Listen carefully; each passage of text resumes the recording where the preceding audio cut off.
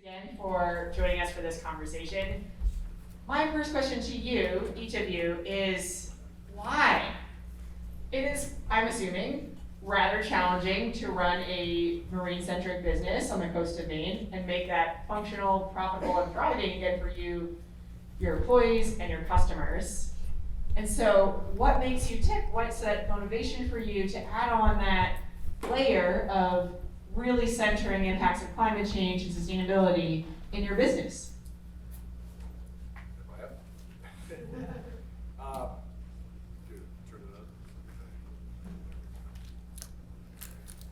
All right, good. Hi, everybody. I'm so happy to be here, and that's a great question from Emma. It's a hard one too. You know, it's an all-encompassing business, and the shellfish business, the fish business, the Working Waterfront is always full of challenges. And I think part of it is that you always have to be looking ahead and looking to see where the strengths are and where your weaknesses are, your vulnerabilities. I mentioned volatility in the film, and it's very, very apparent that not only warming waters and climate change are such a big part of our lives, and every year, this year is a great example with our heat wave and our really volatile prices based on that. You've always got to be looking ahead, and really the slam dunk of this whole thing is to be a part of battling climate change, and also looking for a way to take volatility out of your business.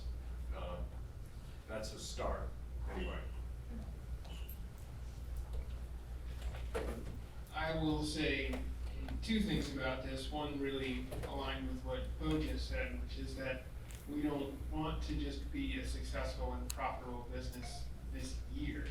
We want to be successful and profitable 5 years from now, 10 years, 20 years, when Luke's daughters and whatever offspring I may someday have take over our business in the future. And if we don't put the investment into dealing with climate change now, there's not going to be any business, there's not going to be any fishery at that time.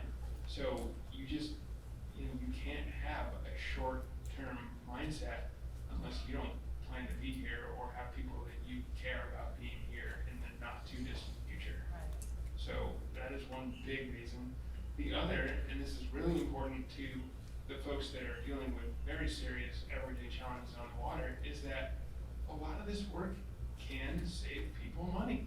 It's a false choice to say you either have to give up your profitability or you have to continue to put the same emissions out that you always have. There are ways that either modest investments or investments that can be supported by government programs or people like the Island Institute can very quickly lead to operational savings that have very short payback times. And it's really important to look at those opportunities and to get people on board who need to make these changes and who do need to also have the operational savings to go with them. So great, elegant technologies, great support systems, and hopefully more and more of that will show up for these folks so that it's just not that difficult for a business to support making some of these changes. Yeah, it's a good question, and my company started relatively organically, and I'd love to say that it's all about protecting my roots and where I grew up, but the truth of it is that the more research I did, the more I realized this was an emerging market, and there's this kind of outdated notion that environmentalism is a fool's errand from a capitalist standpoint. And I just couldn't disagree more rather. I think it's a situation where I viewed it as an opportunity to enter an emerging market in such a way that it's going to protect the environment that I grew up around, hopefully for generations to come. Thanks to all of you. I'm really grateful to hear the passion and commitment to that forward-thinking, future-looking perspective that you have to ensure that your business is around not just for the next quarter, but for years and years and generations to come. For Bo, I am curious, so you mentioned volatility, right? Right. how are you thinking about the direction of your business and products in particular as you think about the impacts of climate change, that warming that you mentioned? How are you shifting your operations and who you work with and your customer base? Markets were mentioned in the movie as well, in the film as well. How are you thinking about both serving those needs today and planning for any transitions that you might want to see to plan for those again, coming years and generations? So Emma, explain more exactly what you're asking. So give us a little bit more of a flavor of what specifically you're thinking about in changes of your operations, in the partners that you're working with. You mentioned all of the lobstermen that you have that use your facilities. How are you thinking about any specific changes or plans for the future vis-a-vis how you expect climate change to impact your business and your customers and partners? Does that make sense? Yeah, absolutely. Well, firstly, sorry, thank you.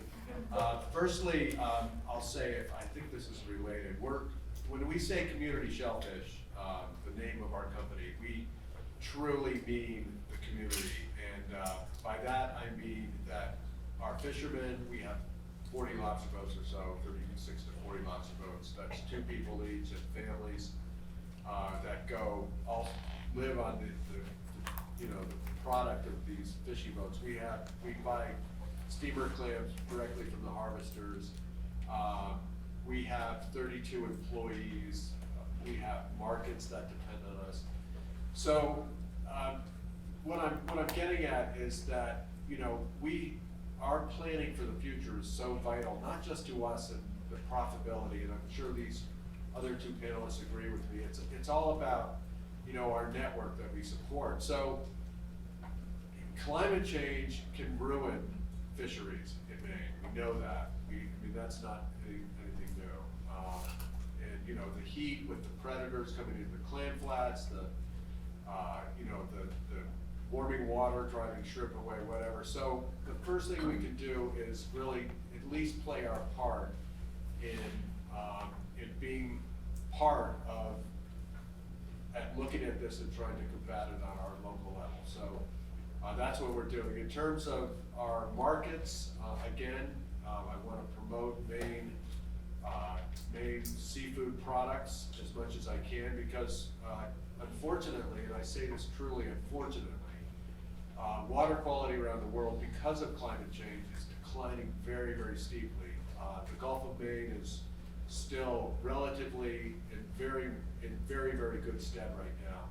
But I think we have to look at this in terms of not only here in Maine and what we're doing, the 3 of us and everybody else who's involved in this, but what everybody around the globe is doing. But you only teach by example, I believe. So did I catch most of it? Yeah, thank you, Bo. Those are some pretty powerful words that were, and I very much agree with you, and I really appreciate your courage with saying that out loud, because it's scary, and yet also that's why we're doing this, it sounds like. One other thing I'd like to mention, and Ben touched on it also, is that, so we are full bore after making our entire company go on renewable energy, solar. So we're lucky to have a big field in back of one of our buildings that we're going to put 165 kW behind. And as Ben said, this makes absolute financial sense as well. I mean, in terms of, so it costs $385,000, and I go out and borrow some money for that, and in 8 or 9 years, instead of paying my power bills, I'm free and clear. So now our power goes down, our cost of power goes down to nothing. Volatility, that's the name of the game. If I don't know what my power expense is going to be, and we run tons and tons of compressors and condensers and ice machines and heisters and everything, and if I can't know in 5 years what my energy bill is going to be, I'm really gambling. So that's one of the major reasons, as well as being part of the group to try to get this under control. a major part of it as well. Thanks, Bo. I could ask these folks questions all day long, but I want to make sure that we get a chance for you to share what you would like to hear from Bo, Ben, and Matt. So again, as a reminder, my colleagues Abby and Emily, please pass your note cards to the edge of the room, and I can take a peek and hopefully channel your questions. Thank you for all of that, Bo. A plug for seemingly wonky, nerdy policy components. You may or may not have heard there was a piece of legislation that was passed relatively recently, a month or so ago, called the Inflation Reduction Act. Yeah. This makes what Bo is trying to do even cheaper. So I have not rerun the spreadsheet, but it will be sometime less than 8 or 9 years, which is super exciting. So if you haven't already heard, this is a great chance, thank you, Abby, to take another look at what those changes mean for your home, your business, your nonprofit. So nonprofits and governments can now get those direct pay tax incentives, the same as a business or homeowner can. So exciting stuff that, again, makes this stuff even easier now. I'm going to ask one question of Ben as I sort through these. Thank you so much, Emily. Hey, Ben. We heard about a report that came out yesterday. For those who were not paying attention to all the minutia related to carbon emissions and lobster yesterday, we had the pleasure of releasing the preliminary or the high-level results of a carbon footprint study that we worked on with Lobster to understand what the carbon footprint of a Luke's lobster is. And do you want to share? Not necessarily just the results, I mean, feel free to share the results, but what was surprising from that process? And what do you think that means for what you'll do next on top of all of the stuff that came up in the film?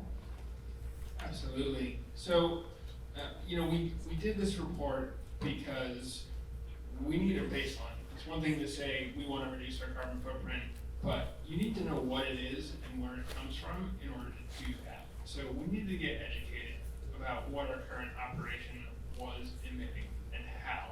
So in this report, we looked at everything as we've said, plate to plate. So before the lobster would even go out, at the emissions from getting the bait that they need to use, all the way through our process, transport down to our shacks or to our retail partners, and really everything in between. So what we found was that a pound of lobster that comes into our system generates about 2.89 pounds of greenhouse gas emissions, which, when you compare it to other protein alternatives, is very low. The worst conventional farm beef is 60 pounds per pound of beef. Some lamb is up to 24 pounds, pork is up to 7, chicken is up to 6. So when you just look at it by comparison, 2.89 sounds great. But we're not here to compete with meat, we're here to compete against the apocalypse. So in that regard, 2.89 is still too much. We need to get as close to 0 as we possibly can.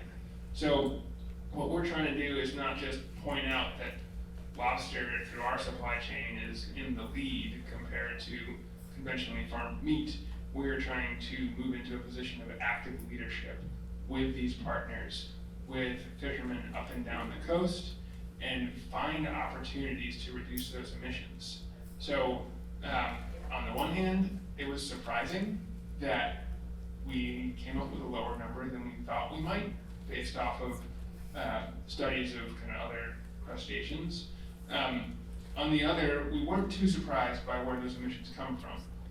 About 2/3 come from the diesel fuel that goes into lobster boats, and there's a lot of really great solutions coming down the pike in terms of hybrid and then fully electric engines. Matt knows all about that. 13% comes from bait, and those can be alleviated by using more locally caught bait, more bait from the byproducts of fish caught for human consumption, or for other reasons pertaining to conversations I've already had today with other folks who are here, so more to come on that. And then the transported bait, again, it's caught more locally, you don't need to transport it. If you are transporting it, you can do so in an electric truck. Those are on the road right now and, moving to a more scalable cost. Down the line, processing, you saw in the video, the elegant solutions for reducing the energy used by freezers.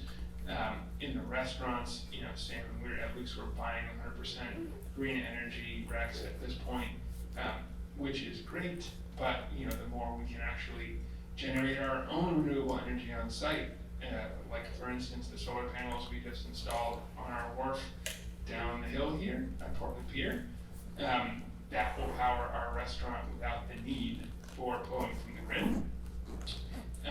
And that goes all the way down through the transportation of products.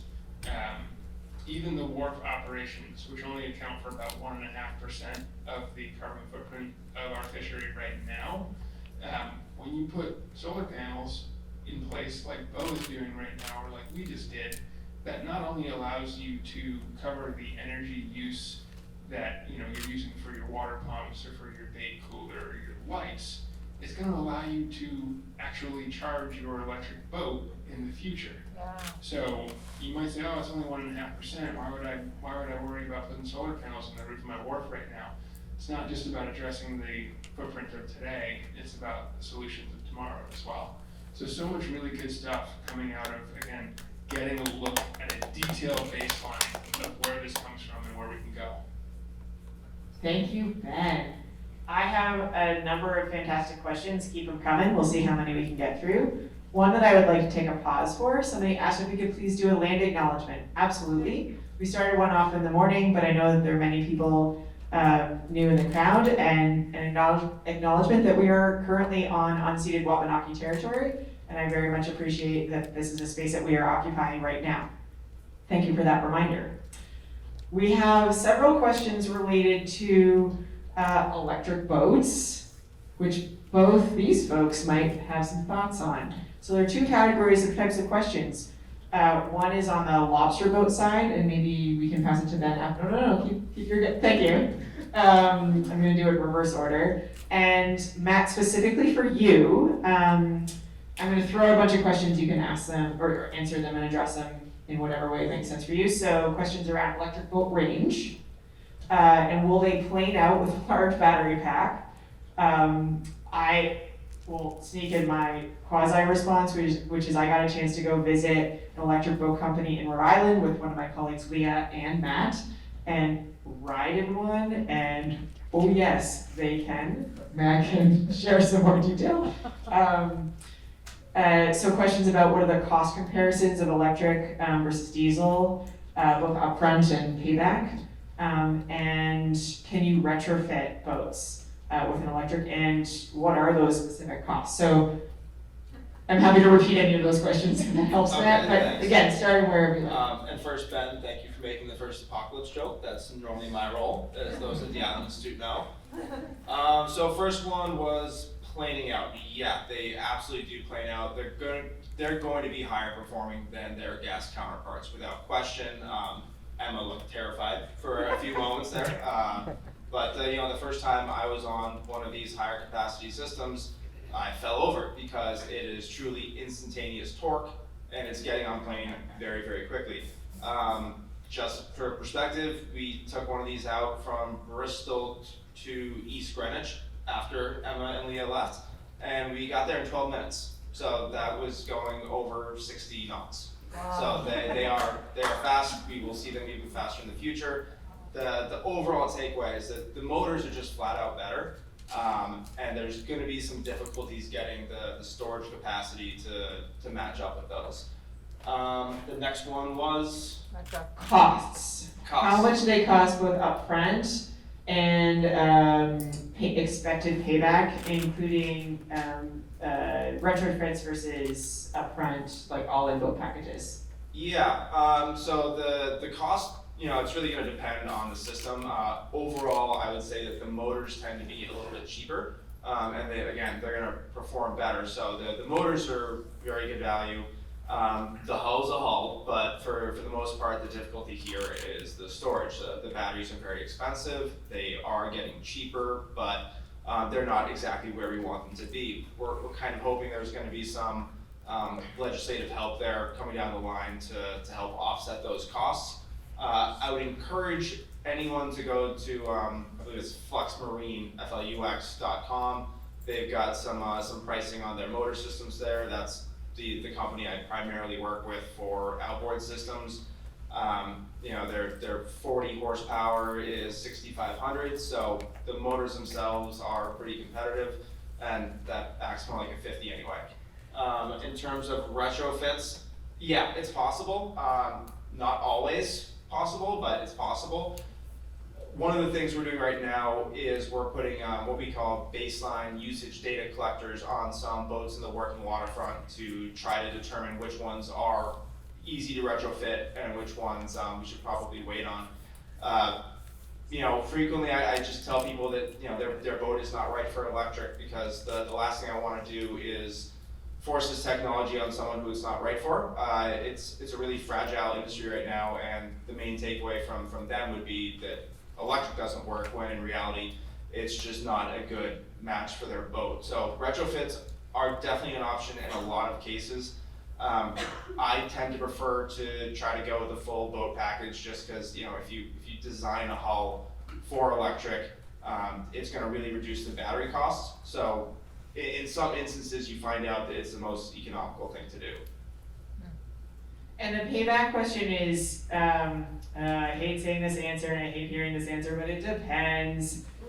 Probably several years, but again, it really depends on how much you're using it and how much fuel you're offsetting. So to put a more specific number on what Matt, yeah, go ahead. I would just add one thing, that Working Waterfront specifically, there's been some large scale commercial fishing boats that have gone electric, not in this country, but I've talked to a lot of those companies, and by far the biggest value add from their perspective isn't the fuel savings, but it is the reduction of the number of days lost to their boat being in the shop. And it's by a mile. That's the biggest value add. So while that's a good thing, it does make the calculation a little bit more complicated in terms of when you essentially get that investment back. Absolutely. So similar to how people are finding the experience of electric cars. Oh, sometimes going to the shop means pressing the software update button, and 20 minutes later you're done. Matt, do you mind if I share the specific numbers of those flux boats, just to give people a hardcore? Go right ahead. Okay, so to give a very concrete example, the types of vessels that we were looking at. So a rigid inflatable. So if you've seen a Zodiac, it's not like a blow-up raft that you might go tubing on. So something much more solid. So a 13-foot boat with a 40 horsepower motor, expected delivery. So this is still a startup company, but they're expecting delivery in the spring, summer of next year, going for about $45K. So again, similar cost for the motor itself. You obviously have to pay for the hull one way or the other, and the added cost is of the battery. So I've heard Matt say this many times, you're basically paying for several years worth of fuel up front in the form of a battery, because paying for that battery charging on electricity is not zero, but it's pretty cheap. Thanks for all that, Matt. So relatedly, let's go to lobster boats. Ben, I know that you had a chance to listen to a company based in Nova Scotia. I am from Nova Scotia, and when I got to go visit home in June, I had the distinct pleasure of checking out their first retrofitted electric hybrid lobster boat. It is really, really cool. Sadly, they didn't, for various reasons, not technical reasons, weren't able to start it while I was there, so I didn't get to ride on it and hold on for dear life.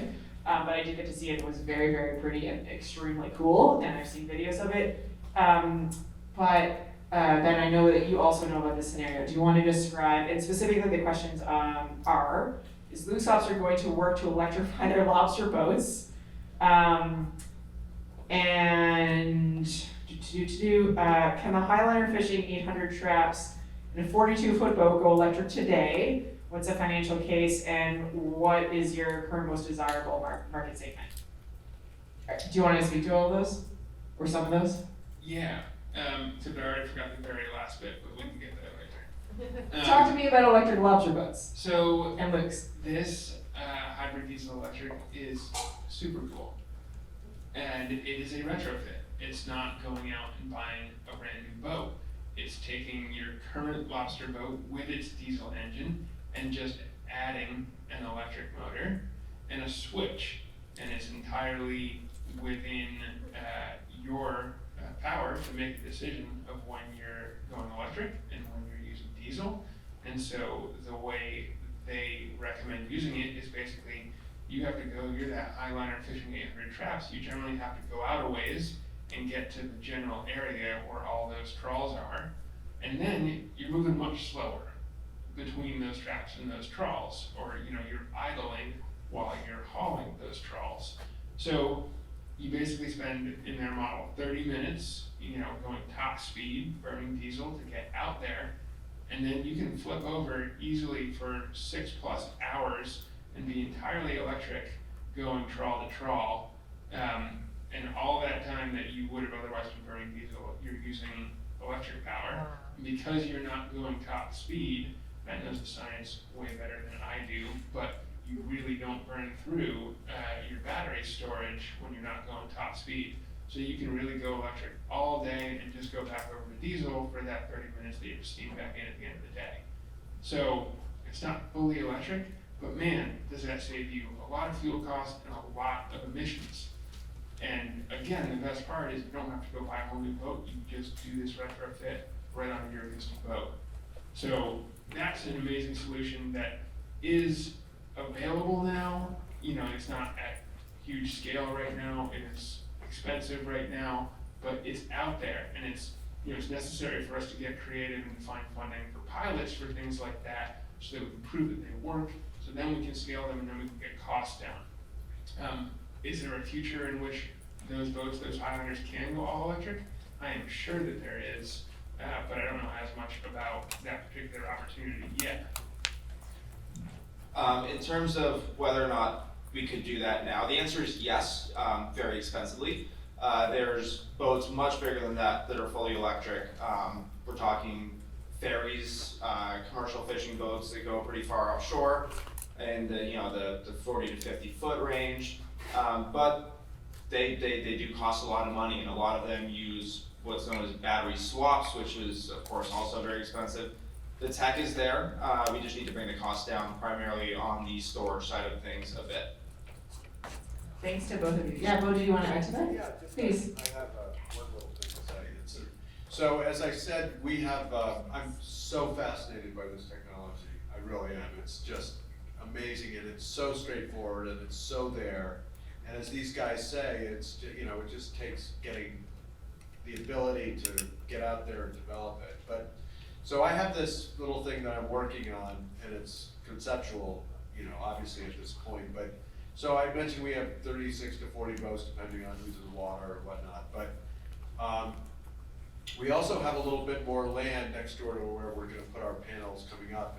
And I always thought of this idea: wouldn't it be great to start an electric, a renewable solar panel collective, a co-op, whereby once the technology was good, that we could electrify our whole harbor, and the fishermen themselves could co-op this panel array and actually, power their lobster boats down, power them up, I should say, and then after 7-8 years of financing and paying off everything, they would have their own solar and electric source for their lobster boats, and then their fuel and their emissions would go to zero.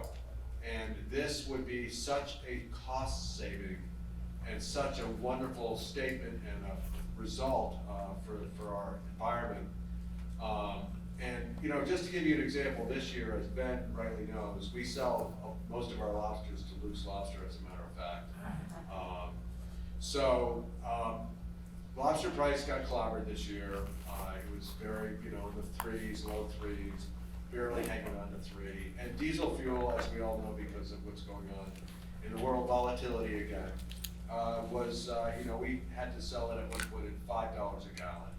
Bait, as a result, it's expensive. So the fishermen are getting killed, on this. And they're paying huge amounts for fuel, not getting enough for their lobsters. And So we're looking at this grand solution, that, you know, and it's so interesting because it all makes sense, because the reason, you know, fuel is at $5 is because we're burning too much of it, and because of the geopolitical environment and whatnot. So it's very poetic, the solution here, not only for lobster boats, but for everything going along with this. Bo, do you want to hold on to the mic for a second? Yeah.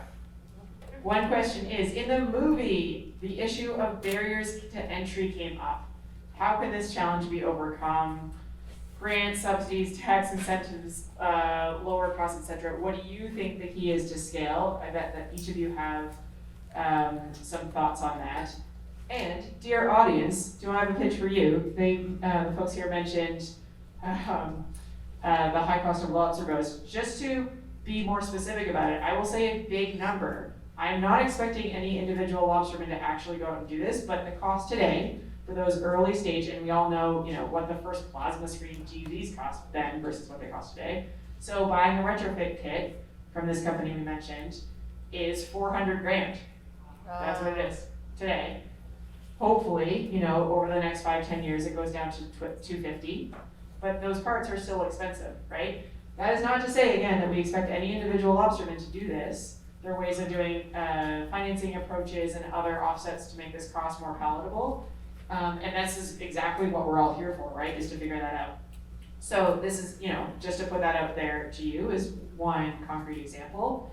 The other concrete example of ways that you can think about sort of overcoming these challenges, Bill mentioned having that solar co-op. If you just happen to know of a piece of land that is proximate to three-phase power or a good transmission point, by all means, solar developers, and there are some in the room and probably many elsewhere, who would love to chat with you, because that is actually one of the really trickiest things to do exactly what Bo is describing, is that physical footprint, right? To be able to have that those solar farms, to be able to save everybody money in the process. So those are some thoughts that I have. But Bo, what else are you thinking about that would address those challenges of barriers to entry and to making that scale happen? So by barriers of entry, I'm a little thick today, so you have to forgive me. You mentioned that it's hard today, right? Some of these changes, whether it's, you know, solar, transitioning boats, transitioning markets, etc., aren't easy, right? Each of you I know are working really hard at this stuff. What are some key components that would help make those transitions easier, both for you and for the rest of the industry? Well, I think it's really a matter of technology, and it's also a matter of you know, the broader infrastructure. There we go. So, you know, for instance, I'll give you an example, a really great example, is that we're trying to put we're all ready to go, we're all set to put in our field. We've got permits, and, you know, USDA is helping us out a little bit, and Island Institute has been amazing, by the way, I'll just say that. You know, really knows the landscape and has really helped us.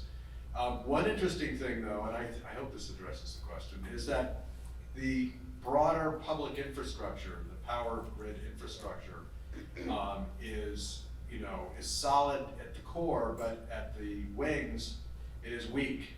And where our array is going is on some single phase power lines, and we have to get in line and wait for CMP, which is a great company, and, you know, they've had a lot of challenges themselves, but we're gonna have to wait for them to upgrade our lines to get onto the grid.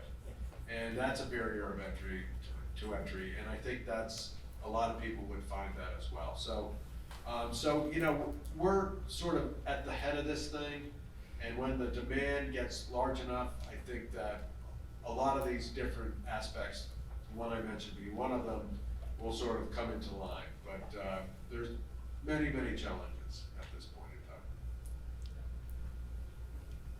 in time. Ben, do you want to add to that, and Matt as well? So if you want to also incorporate any final thoughts in our remaining few minutes on the stage together? Sure. Overcoming barriers to entry, and I will caveat that I am not a politician, and there are lots of hard things about politics that I don't have to deal with after I say this. But bear with me here. One idea could be, let's look at the vast sums of money that we spend propping up food systems and energy systems that destroy the world. And maybe repurpose some of that money towards solutions that are gonna fix the problem.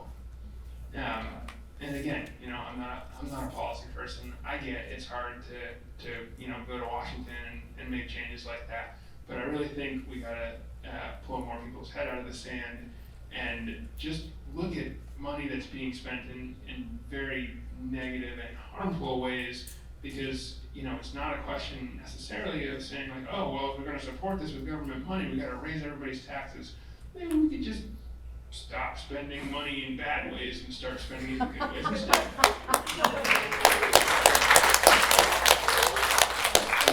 And all that is to say, like, yeah, $400,000, $250,000, that is just not realistic for the average lobsterman to be able to just go spend, even with the promise of fuel savings down the line.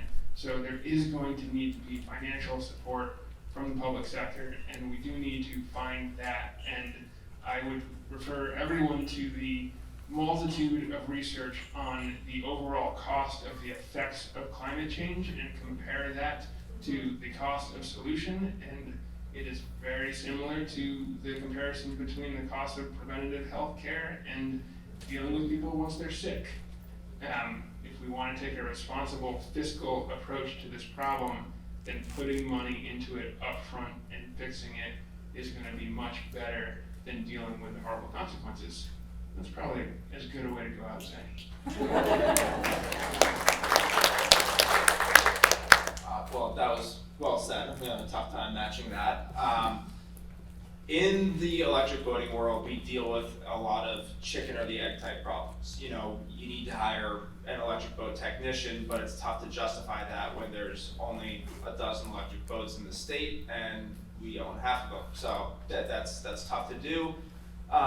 Likewise, we're investing a lot of our money in R&D on various environmental technologies, and there has to be some barrier broken down when it comes to the chicken or the egg type problem. For example, charging infrastructure. We have a company that's assisting us building out a network of fast charging systems, and they're kind of taking on that problem by putting the charging in first, assuming that the boats will then come after. And there needs to be more of that in terms of seeing these chicken or the egg type problems and saying, okay, we're going to solve one end of it, knowing that the other end will follow. And a lot of that's funding, a lot of that's incentive programs, a lot of that is going to be stuff done at the state or federal level.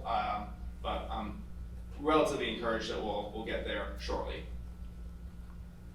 Thanks, Matt. Bo, did you want to try with any final thoughts? I didn't give you the prompt before. Oh, it's okay. Yeah, I have one thing to say. You'll really have to bear with me here, because this is sort of I'm just a lobster dealer guy, and You're not just a lobster dealer. more or less, maybe a clam dealer too. But anyway, we have this boat in our harbor. I don't know if you noticed it on the screen there, but we have a sunken boat, a 5-masted schooner out in front of our dock, and it was brought there in 1931 to act as a breakwater. And the reason it came up in perfect shape, and it took a month of tides to get it into position. It had masts, it had staterooms and everything. It was a beautiful boat, the Cora Cressy. And so there it lies. The reason it was brought there was because it was obsolete. It was a sailing freighter. And it was brought up in 31. It was basically left on anchor in Portsmouth in 25 or 26. And it was obsolete. So that was 98 years ago. And you think about the shift of technology. That was a renewable energy powered boat, right? A sailboat is obviously, it's a renewable energy boat. And that was 98 years ago. And so now here we are, the world is smoky, you can't even see your hand in front of your face. And we've got to do something. But I just wanted to point out that, technologies change, right? And 98 years ago, or let's say 110 years ago, it was sail power. Now it's fuel, but you know, we're not that far off from everybody seeing the sense, economically, ethically, or whatnot, of shifting technology again. And my feeling is that we are on the edge, really a sharp edge of this right now, because people are going to see that from many, many different reasons, that this is the way to go, because, you know, it really could be, and it probably is. So, anyway, that's all I had to say. So. A round of applause for